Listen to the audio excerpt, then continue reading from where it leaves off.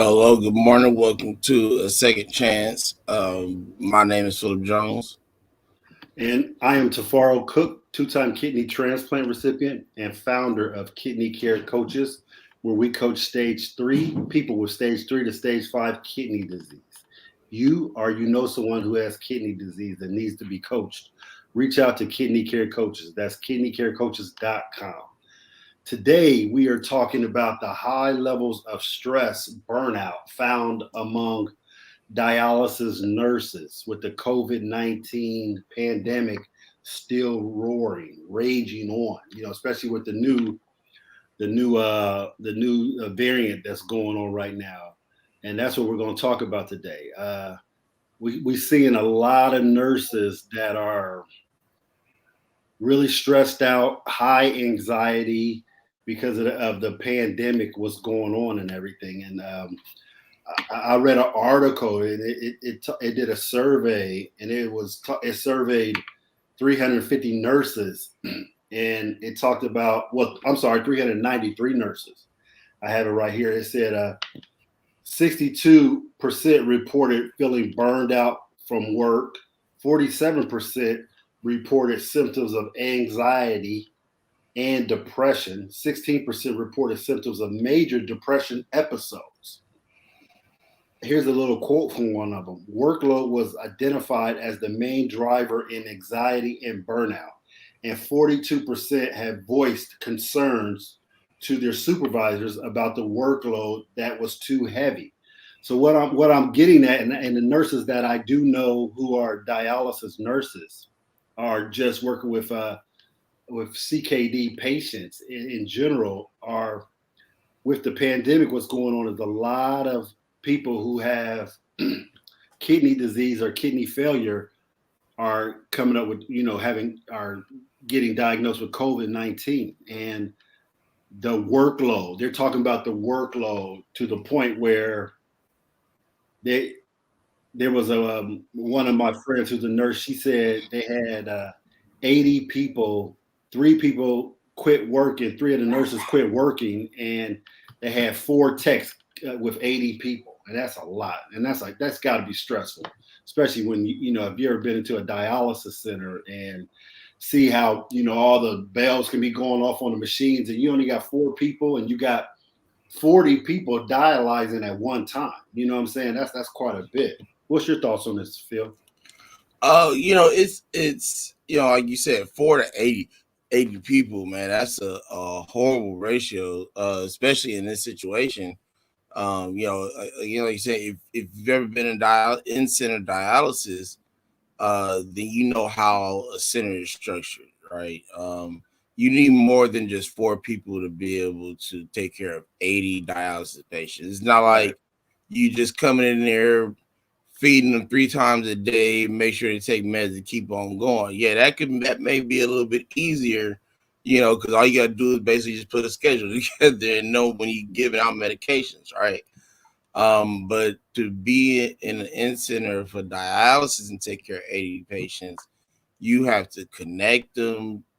Some people are being connected with a port, some people are being cannulated and stuff, to with a needle, and that stuff takes time for some people because not everybody is an easy stick. Some That's people you it. may have to stick 2, 3 times, right? Which takes time, and then you got some people bleed, Mhm. and things of that nature. So, you got that aspect of it. You need to make sure that you can keep eyes on them, or at least be able to hear when an alarm goes off. Because sometimes that alarm isn't as loud as you think it is. You may be that person that's laying next to the machine, so it sounds super loud, but it Right. sounds completely different from the other side of the unit, right? That's it. So if it's not loud, they might not even be able to hear it because they're dealing with, a patient on the other side of the room. The I think the only thing that may continuously keep moving in that situation is the people who come in that are there to make sure things are clean on a consistent basis, right? But even that can be a problem when you don't have a big enough staff to get that done because you know And I remember at my unit, I think we had two different people that would come in to do cleaning throughout the day, right? I think they like split up the day. And I'm one day we had a situation where we had like two or three situations going on at one time that included blood, being out in the open, squirting and leaking Yeah, and stuff like that, right? yeah.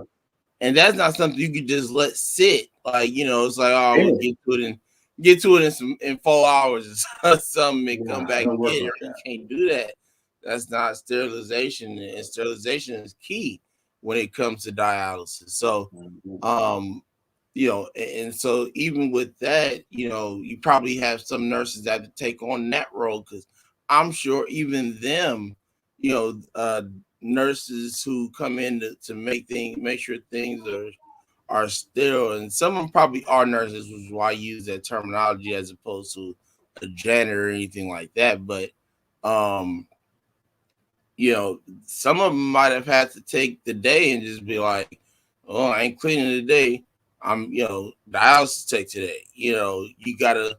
Sometimes some people have to adapt if they can and make those changes, and it's an issue because we need all the nurses that we can get.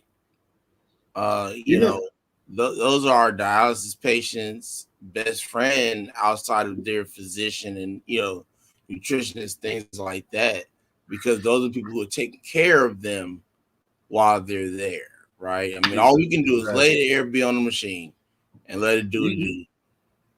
you know what's crazy though? Like if you ever been in a dialysis center and when people are getting off and they're putting people on the transition area where okay, you got people in the lobby waiting, and then you got people getting off the machines. People, hey, when you want to get off, when it's your time, you like, hey, get me off. I've been sitting here. When it came to me, I was sitting there for 4 hours 20 minutes because I was a big dude, so I had to run longer. Man, you be like this. You counting down the minutes. So you want to get off immediately. As soon as your stuff is done, you like, hey, get me off. If you are short of nurses or dialysis techs, man, you could be sitting there forever. You might not get out the center, especially if you got a fistula, for another hour because you might bleed. You might have to hold your arm for a long time. You never know what could happen. And just think about that. If you're short of dialysis techs and nurses, and they're stressed out too, and like you said, then there's spills, there's people blood. They got to clean up. Man, they be cleaning the seats. They got to clean up everything, and then get the next person in. I've seen them getting people in where the seat is even wet from the Clorox, and they Right. still sitting people down, trying to get them started, because people, want to get in and get out. And so what we're seeing, what we're talking about is the turnover rate. There was another stat I wanted to read to you right here also. It said among those nurses responsible for care of patients with COVID-19, 59% responded that the patients they cared for had died following diagnosed or suspected of COVID-19. That means these nurses are working with patients. 59% of the patients got COVID-19. And they're working in that environment. You know what I'm saying? Don't get me wrong, they got the hazmat hat on, they got the mask on and stuff, but we all know people are still getting COVID-19 after you can wear all that stuff you want to and things are happening like that. So that's a challenging area, especially when we're starting to see the major turnover of nurses and everything because of burnout. Like, you know what? I'm burnt out. So, come what we talked about yesterday, this is a good segue. 2025, talking about 80 to 85% of the patients going home. Who knows? That might be something else because we don't know how long COVID gonna go on, especially with the variants. When COVID first hit in 2020, February, I was like, oh, this is gonna be a month or two. We still in it, dog, and it's 22. I remember the first doctor that said we might be into fall. Everybody was tripping like fall, 2020 fall. We gonna be in this? Man, it's 22, and a new one just came out. They're closing schools and stuff like that, in certain areas. It's crazy. Yeah, it's I was actually having this conversation last night, and what people need to understand when it comes to COVID, right, is that the world will never, because of how big this sickness is, this illness, and how it's attacking people. I don't think we'll ever really be back to normal. It's gonna be a Um, new normal. yeah, it is going to be a new normal because Well, it is now, though. the sickness itself, the illness is not going anywhere. It's not like there's a way to prevent it indefinitely from happening, right? So it's going to be there, you know. And so we'll always have to live a life where we're cautious of that, you know. And really the only thing that you can do to put yourself in a safe position, and that goes for anyone, really, is making sure that you're in a position to uh I guess you could say, try not to get it, because it's not like you can just say, oh, you won't get it if you do this. All you can do is try, for the most part. Really, there's no definite way of getting away with it. So, but to kind of head back to what we were talking about, these nurses are really the nurses, physicians, and stuff like that are the true definition of frontline workers, because Okay. they are Okay. literally in it. Like you said, people come into dialysis with it. They're dying from it, which means that they had it probably when they went to center. You got to go to center 3 times a week. I'm pretty sure more than likely you got it, a day or so before you found out, which means you probably went to clinic that with that sickness. Now, it may not have been as bad as what caused that specific person to be taken away from here, but it was in a starting process, which means things are developing and things are spreading and things are attacking. Once it starts, there's no stopping at that point. So um a lot of these dialysis nurses, technicians, and again, we were saying the cleaner, janitors, and stuff like that. They literally have to come face to face with it, on a day-to-day basis. It is not like they know when it's there, right? Like, it's not like the patient gonna walk through the door and it's a siren gonna go off and go, hey, coronavirus. That's like, that would be good. We could just walk in dialysis and all of a sudden you hear coronavirus. Like, that's like, we need something like that where somebody can say, hey man, they got it, like, because Like that tag, patient, you're it. Remember that tag, right, you're it. right. Hey, you got it. You got it. Is this passy? You got it. Still gonna take that. Do what you gotta do with it. And it puts, here's the thing, man, honestly, because my mind is always on family support and stuff like that. And you don't only put these nurses at risk, but you put their families at risk. Ooh. You put the people surrounding you in the clinic Mm-hmm. at risk. Mm-hmm. Because the one thing you got to look at in these situations is that the people around you in the unit that are patients don't look like the nurses. The nurses, if nothing else, they got, like you said, the hazmat suit. They got the little helmet. 9 times out of 10, they got the little helmet or the face mask and stuff, and they're pretty much as protected as can be. And like you said, sometimes that's not good enough, but they at least have some kind of barrier to try to at least help them stay, keep a distance between their actual body and the sickness. But you got those people who are in clinic connected to these machines who aren't protected like that, right? Then Right. you have the fact that you have to connect these people. These are parts going into these patients, and anything can attach to it. And we're Anything dealing like with that. blood. and we're dealing with Right, blood. So right. I'm telling you, this is a crazy scenario. Another thing, sometimes some people, I want you to, everybody out there who's listening, don't forget to like and subscribe. Let me say something. When it comes to a nurse, like a dialysis or a dialysis nurse or any type of nurse, period, for the most part, if you're a nurse, that's your livelihood. You know what I mean? That's what you do for your living. And when you got people quitting, like, okay, I quit. I ain't coming in tomorrow. No 2-week notice, not retiring, just quitting. That's letting you know right there that it's bad.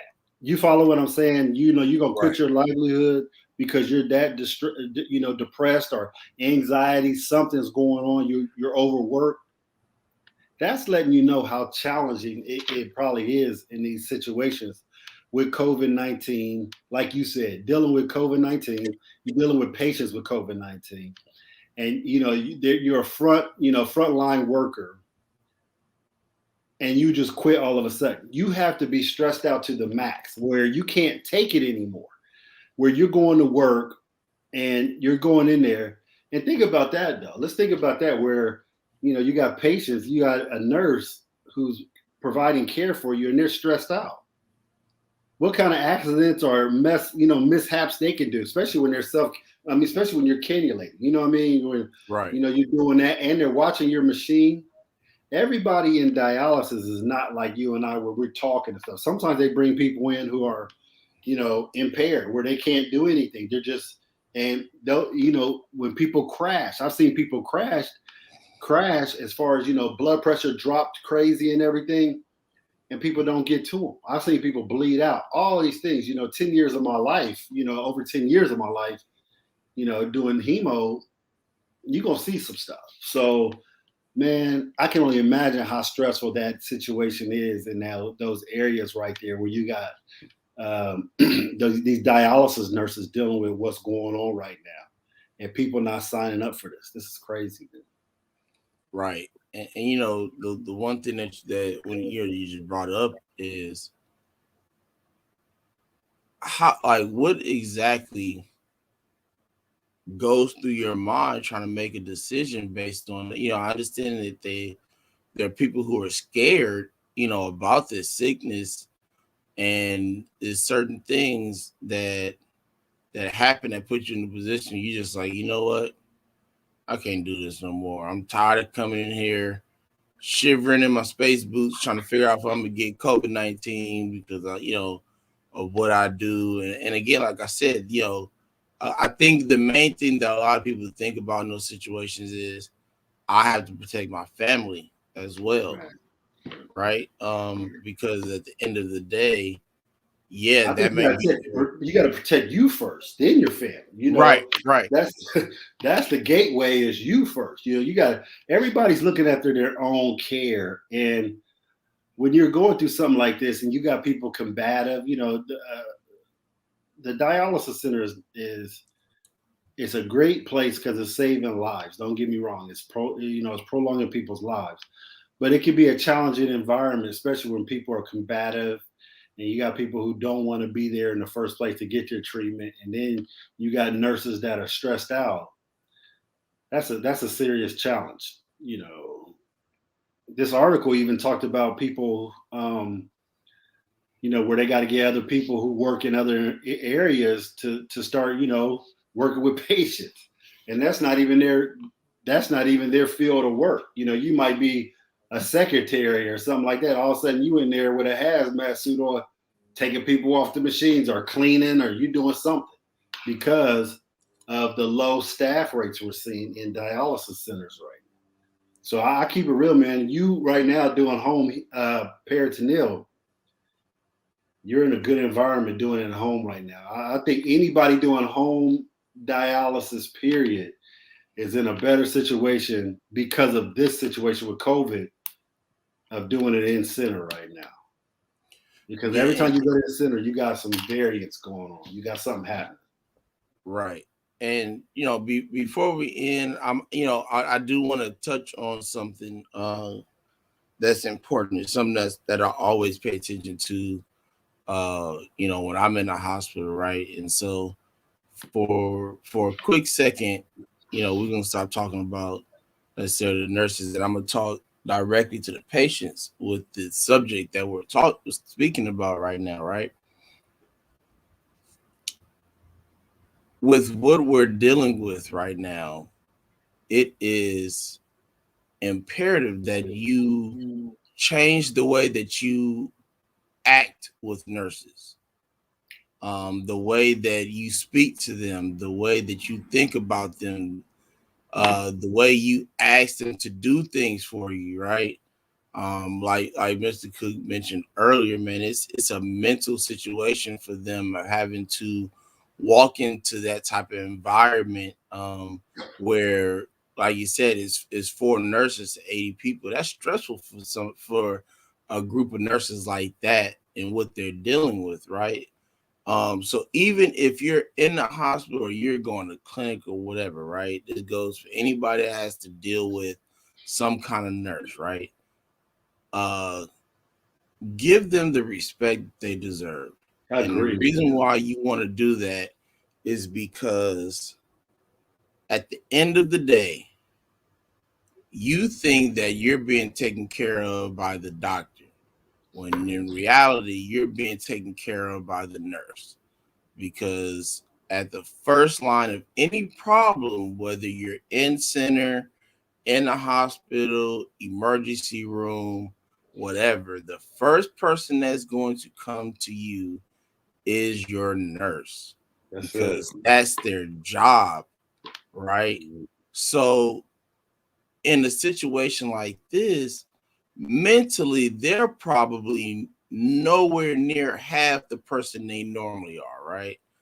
And then you come in, with this super attitude and add more stress to what they're already doing on the job and what they already have to deal with.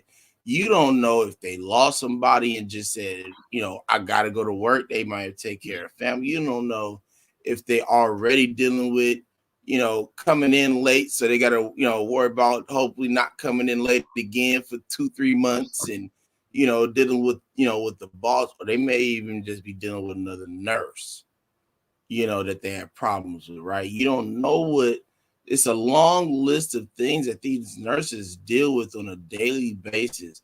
They don't need the patient to come in as well and add more stress to their life. So when I have to go in for anything, I don't care. When I was going into the unit, if I had to go to the emergency room, if I had to get admitted, surgery, whatever the case may be, right? I made sure I was friends with the nurses before anybody, you Get know. a good rapport. That's what you're talking about. You're talking about getting a good rapport with the nurses. Let them know that you're coming, in with a friendly thought process of, hey, I respect you. Let's respect each other. I want to get whatever I got to get fixed, and let's move on. With that, and with a kind heart. And you want somebody, you want to give that kind energy to them because they're working with you. You don't want no stank attitude person working with you. So it starts with you. So anybody doing, home hemo, take it from me. I came in there with a great disposition all the time because I knew these people were there for my benefit. They were saving my life, and I still appreciate all the dialysis nurses and techs and doctors that I work with to this day. You know what I'm saying? They all did a great job. But again, man, like Phil said, give them respect, man. Definitely. It's I try to make a point to make uh any nurse, male, female, whatever, laugh, enjoy me as a patient, right? Yes. I go in there and I'm 9 times out of 10, I'm in so much goddamn pain, but the way that I treat them, they would probably think I just want $1 million, because I'm like, hey, two things is, one, you got to take care of me, right? That first and foremost, in an unselfish way. Um, but then they have a list of other patients. 9 times out of 10, each nurse got 3-4 patients that they looking after, right?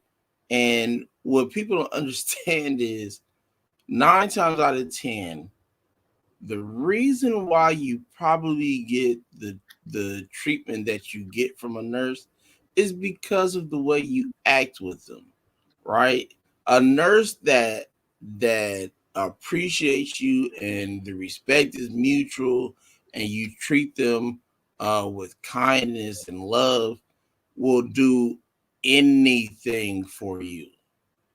Anything That for is you. so true. They And will go toe to toe with the doctors of the doctors for you when it comes to certain things, right? They will argue with them. I'll give you a quick example, real quick, that's been my before experience. you quick over here, right? Before we get out of here.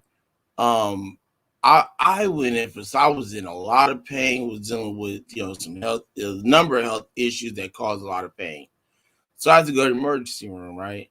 And the lady that ended up being my nurse, I knew her just from all the issues dealing with going in there and stuff like that, right? But I knew her sister too. Or she had a sister that worked at the other hospital in the city, so I knew both of them, right? Had a great rapport with them, great relationship. Anytime they see me, they say, they and 9 times out of 10 they call you Mr. Cook, Mr. Jones. And it was just walking, hey Philip, how you doing? And people looking at me like, how do they know your first name? Like outside Yeah, of the fact that it's in my chart, right.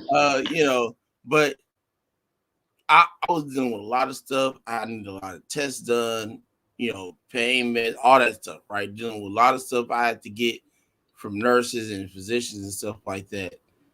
And they would run to their other patients, get whatever they need to get done with them to get back to me to make sure that these tests and medications were administered and correctly and stuff like that, right? And when you're in that situation where you have that great relationship with these nurses, they'll do more for you, They will. right?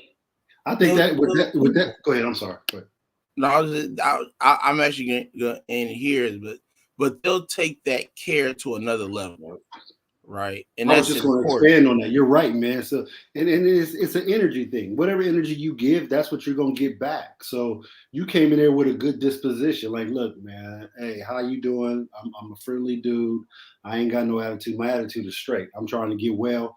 And you give them that good disposition, and you're so right, man. They will go. They will bend over backwards for you to make sure you're doing right. You know me, man. Every time I went to the hospital, I was always hungry because I eat a lot. And I had nurses make sure, hey, I'm gonna bring you some more food because I was just trying to, always being cool. I see people coming there with an attitude and act shitty, and that's just what they get back too, and Exactly. that's how life works. So, a lot of times people, they try to disrespect the nurses, man. Now I'm giving nurses love because you said it first and you said it right. 9 times out of 10, the doctor comes in and just prescribes. The nurse is the one that's going to be taking care of you all the time. As many times I've been in the hospital, you see the doctor for about a 15, 20 minutes at the most. Then it's all about the nurses administrating everything. And again, be your best advocate. Make sure they're doing everything right and stuff like that. But the nurses be on it, man, especially when you give them that good energy. Definitely respect and love your nurses, man. I They agree. are going to be the one to get you in and out of there. Right. Sometimes we just can't be in and out, right? But if you're in that situation, they're going to do that for you. As long as you treat them, give them that respect, that love. Like that's all that they look for. Because again, like I said, you don't know what's on their plate outside of work that they're Right. dealing with. They might have came in and work again, just lost a family member or something like that, right? And they just like, you know what, I'm going to work, I gotta get my check, gotta do what I gotta do, right? So you don't know what they're dealing with. They might have lost somebody that they've been taking care of in the hospital, Right. right? That takes effect on them as well when they have that type of relationship. So always try to remember, you know, how would you want to be treated if you were in a situation? That's You true. wouldn't want somebody coming in with an attitude, just talking any old way to you and things like that, right? Now, I will let me address this real quick before we're gonna get out of here. I also understand that there are some nurses that do come to you in that manner with an attitude, upset, and things of that nature, and you feel the need to give that off back to them. Mm-hmm. I can't really argue with that position, right? Because as I'm saying that we should respect them, I do feel the other way around as well. With them being in the position that they're in, should also love and respect the patient. Also, right? It's important. It's a two-way street. But you can only But control you though, so you got to still give them. You still got to do the right thing. You can't be worried. Oh, she did this, so I got to act like this. No, you just do what you got to do, man. You keep your energy straight. You can't, act crazy because somebody else is acting crazy. You in a situation at the time. You in a hospital. You trying to get the best care. So it's in a situation where you don't come in there acting a fool. You come in there acting, hey, what's the best for the situation? What's going to be my best outcome? My best outcome is trying to be cool with everybody so I can get the best outcome. you took the words right out of my mouth. I'm sorry, my bad. No, you good. No. I'm as you know me. As long as the information is getting touched on, I'm good. Right. I ain't got to come from me. Yeah, I got you. But to add on to all this is, like you said, just because they came to you that way, don't mean that you have to give that same energy off. And what will happen most times is when you change that atmosphere, right? They may come in there with an attitude. They don't even really want to be a nurse. They just there for the check. They was like, oh, it's my easy way through school so I can hurry up and get me a job, or whatever the case may be. And that may have always been what their mindset is when going into work. But you as a patient, when you change that atmosphere and give off that love and respect, can change that nurse. I've had a number of nurses come in with the worst attitude, and I've had conversations like my dad's been like, "Dang, what's wrong with her? She mean as hell." Now I can walk in there, we'll have a full blown conversation with no problem. Hey, how you doing? How's your problem? Stuff like that. That comes into effect and can change somebody when you give that to them, because they know 9 times out of 10 they come in with attitude because they already know they don't want to be there, right?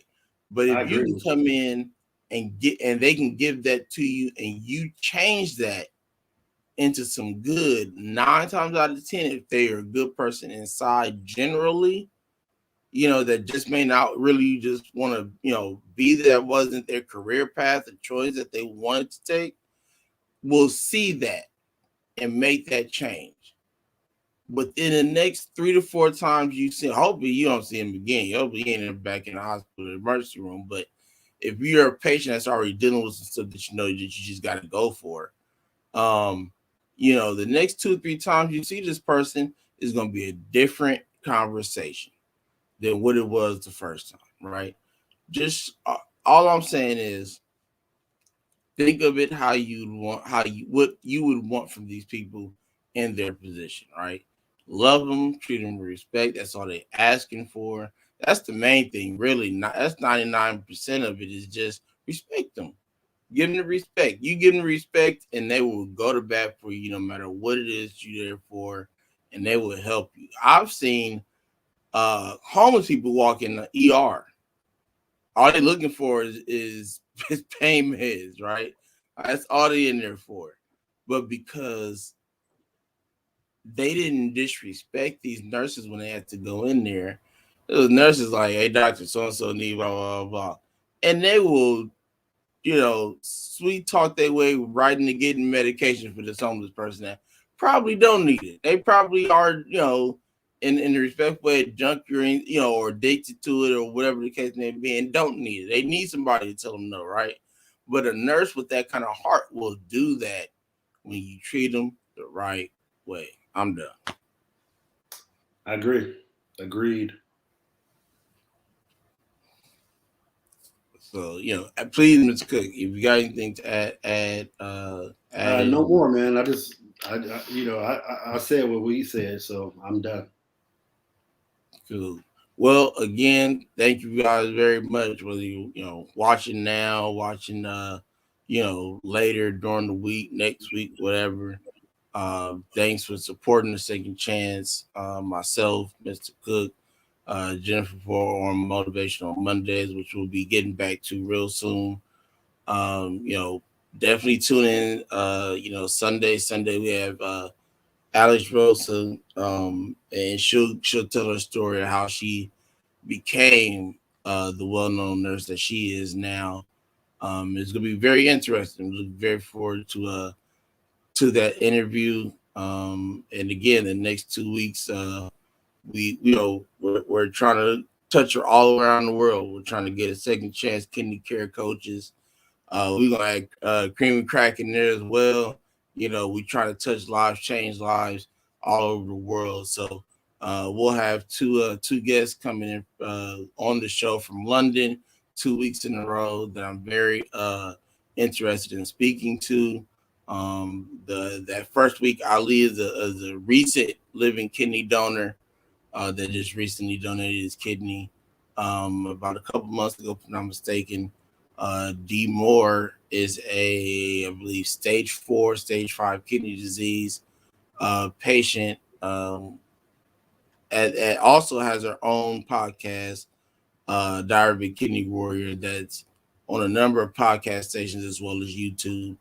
And then the last week of January, we will have Kidney Trails coming through, man, to elaborate on some things. Tell Dwellin Williams and Anthony Reed telling their story in connection to the kidney world, dialysis, and things of that nature. That's one interview definitely are not going to want to miss coming up January 31st. So we appreciate everybody that will be watching the replay, the people who have watched live. Please remember, subscribe, like, share. Our objective, again, like I said, is to touch people around the world, and that's what we try to do. We're trying to be informative and knowledge, and give this knowledge to people because it's needed. Most of the people who deal with organ failure don't learn about it till they're diagnosed, right? After the fact, that's when they start to dive into it and try to get this information. We want people to get this information beforehand. So definitely we need your help with that. Again, like I said, share, like, subscribe, hit the notification bell so you know when we're going live. Every day, Monday through Friday, Sunday nights as well. And we'll be back in the morning. We'll see you guys tomorrow. Peace.